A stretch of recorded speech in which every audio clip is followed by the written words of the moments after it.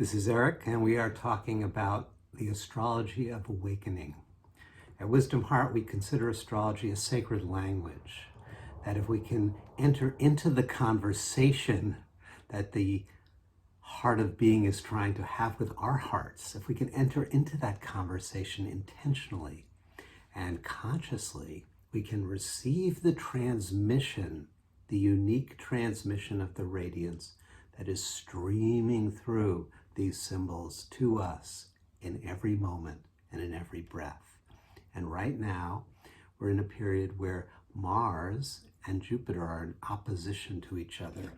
This is a powerful moment in the conversation between our inner warrior, that's the Mars symbol, Mars archetype, if you will, and the inner philosopher, that's the Jupiterian symbol or archetype. Now, these two are always in conversation, but sometimes the dialogue becomes particularly heated and particularly intense. And that's what's happening right now with this opposition or 180-degree aspect. They're facing each other fully. That's happening in the collective. It's happening, quote, in the news. And the collective is a mirror of these patterns of consciousness and the way that they are worked out in the collective, which, if you've read history, you see is mostly unconscious.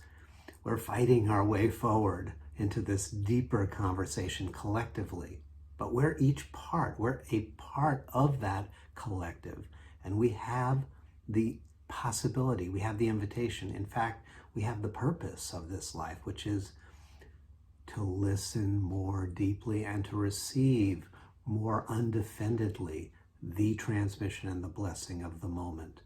So the invitation of the astrology for awakening is for us to tune into that conversation inside between the inner warrior and the inner philosopher. So let's explore that first at the level of the opposition, because the opposition is 180 degree, and the word could have the connotation like we're opposed to each other, but more it's about we're facing each other fully. The inner warrior and the inner philosopher are seeing each other directly, face to face, and they can have an open and undefended and a clarifying conversation with each other. It's more like a polarity. It's more like a full moon, like an illuminative, I could say, that moment of reflection between these two principles. One, the principle of the warrior, of acting, of embodying, and of moving forward. And the other, the philosopher, of taking the big view, of reflecting on the underlying principles that guide our way of being in the world. These two obviously do not have to be opposed to each other in the conventional sense, but they do need to be in conversation and coordinating with each other in the spiritual sense. So one is to understand that the opposition is a time of polarity, of recognizing the necessity for both to be influencing and receiving influence from each other, for our inner warrior to be receiving guidance and input and wisdom from our inner philosopher, and our inner philosopher to be getting influence and receiving influence from the inner warrior. Why? Because clearly if we overemphasize one over the other, that generative polarity will degenerate into a polarization. And that's, of course, what we see in the collective, that the generative nature of a polarity, which is where each receives and gives influence from the other and therefore is enriched, degenerates into a polarization where we reify and resist each polarity reifies the other is bad, I'm good, you're bad, I'm good, and we create a resistance that obscures the conversation and diverts it from a wisdom-inducing, from a life serving conversation into one that is self-serving. There was a great researcher and professor at Harvard University named Chris Argyris, who did a great deal of work around leadership. And he developed this distinction between our espoused values, what we say, and our espoused principles, what we say we care about, and our values in action, what we actually do. And this is a way of looking at that. And he would look at that with leaders around the world in governments and organizations, to see what's the congruence. And that's our conversation right now with Jupiter opposition Mars. What are our espoused values and what are our values and actions? Are they congruent with each other? Are they actually reflective of each other? And the answer will be probably not completely. We are all works in progress of illuminating the life-enriching and truth-bearing values and principles, and then living them out in our daily life. And it's complicated. It's complex as well. There's going to be always some incongruity. And that's what the opposition reveals.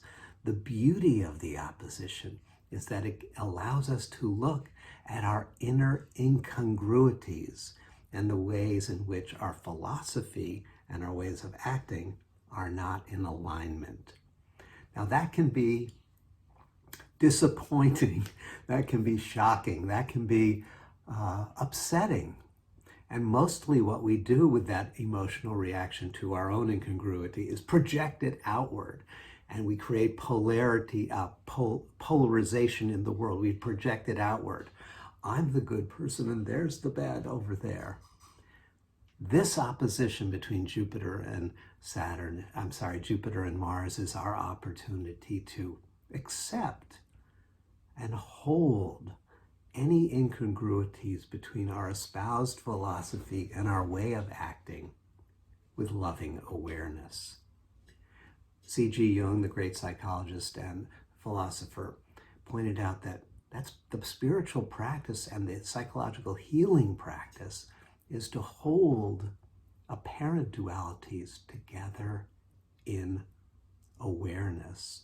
And that building our capacity to hold that, to be present to our own incongruities, evokes from deeper within consciousness a new revelation, a new insight. He called it the transcendent function, comes with a blessing that turns the polarization into a generative polarity. So this is our call right now, and Mars is in the sign of Leo. So let's talk about that, how the warrior energy is shaped when it is in Leo, and Jupiter is retrograding back into Aquarius, and we'll talk about how the philosopher energy is shaped when it moves back into Aquarius. First of all, Mars in Leo. So there's an exuberance here, an impassioned energy here, where Mars can feel like I am an agent of the king. I am an agent, hopefully, of the inner king, but it can also just be, I am an agent of the king. The light, the radiance of Leo is alive within me, and I must take bold action on behalf of that sovereign. Spiritually, and artistically and creatively, the idea is to tune into the true inner sovereign, the true radiance. When we talk about warriorship and we talk about taking action, it's not saying that we have to be doing anything violent or anything aggressive in the world. It's about really listening to the guidance of that inner radiance and recognizing wholeheartedly, it takes courage to embody that, to be the artist, the author of your own life. When Mars is in Leo, we have an opportunity to feel that the same life force that is animating the world, making the plants grow, nourishing all life forms, that same life force is circulating in my very blood and it's present in my very body and my very being. The same radiance that is sustaining and vivifying the earth and all earth beings is alive in me and as me. This is the revelation of Mars in Leo. But the danger, of course, is inflation. It's alive in me and as me. Ram Dass, the great American spiritual teacher, used to tell a story about visiting a relative who was a patient in a psychiatric hospital and was having a messianic complex. So Ram Dass, in visiting him, and the patient said to Ram Dass, "I am God." And Ram Dass responded, "Yes, you are. And me too." So the patient was like, "No, not you, me." And Ram Dass pointed out this was why he was locked up and Ram Dass wasn't. Because yes, that patient became aware of the radiance, the light, the solar energy, the Leonian sovereign as alive within his uniqueness, but made the subtle but significant shift of disparaging all the others as not having that light. Now, Ram Dass was in Aries with a stellium in the 11th house, which relates to this Aquarian energy. And so he brought the Aquarian balancing perspective, which is you are a star. Yes, the sun is a star, but there's a billion stars in the cosmos. And the light is in you and the light is in me. The light is in each of us, uniquely shining. So this me too that Ram Dass said, yeah, it's in you and it's in me too, is a deeper invitation of me too-ness, which is to say, the light is in each one of us, and it's our responsibility to both recognize it within ourselves, that's the Mars in Leo energy, to take responsibility for being an agent of that radiance. But also now the Jupiter in Aquarius says, and me too, and him too, and her too, and all beings have that light within. So Jupiter in Aquarius has a corrective energy that offers this philosophical vision of the radiance, the sun of being is in every being. In the Gita, it says, in the heart of every being, the Lord abides. The Lord is that radiant generative presence, that solar energy. The Lord abides, propelling.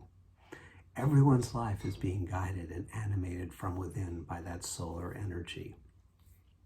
So Aquarius brings the vision of interbeingness, of interdependence, that we are in it together.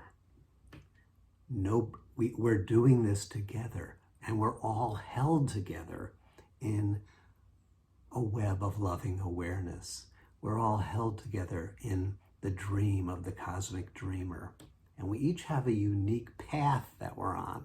That's the Leo side of the conversation, the Mars in Leo. We have an invitation to be courageous and to take action, to step out of our own comfort zone.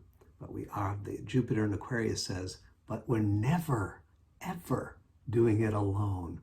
We are always being supported by the web of life, by the ancestors, by the inconceivable interdependency of existence. So Jupiter is moving retrograde now into Aquarius. And so the inquiry is to turn back. That's what a retrograde is, to turn back. And in the sense of a Jupiterian introspection regarding, one, the truth of our interdependence, and to re-examine and to renew those principles that guide our vision of the good. What is it truly to live in a way that is good, that is beautiful, that is in alignment with life-enriching principles. Life-enriching principles that simultaneously support the whole, the web of life, and in so doing bring benefit and guidance to me in my actions going forward.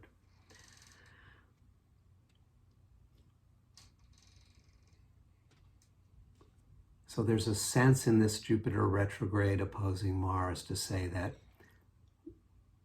it's a corrective kind of symbolism, which saying we may have gone a little too far. Each of us can examine this. Have I gone a little too far in over-privileging my own needs, my own insights, my own beliefs at the expense of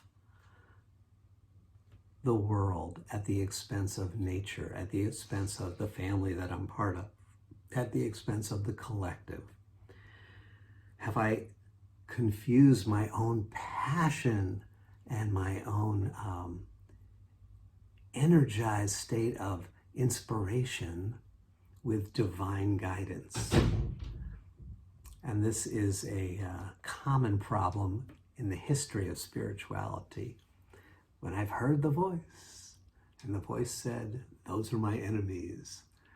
This is in some ways the history of politics and religion going together under the banner of the divine. And the Jupiter in Aquarius correction is to say, if it's harming anyone, if it's harming the web of life, then it's not coming from God. In mysticism, there's a teaching called the jewels, the 3 jewels above the head of God. And one of those is nonviolence. And that means that if God comes and tells you to go do something violent, it's not God. It's a cultural history and personal emotionality distortion of the divine radiance. And that is what we are here at this opposition to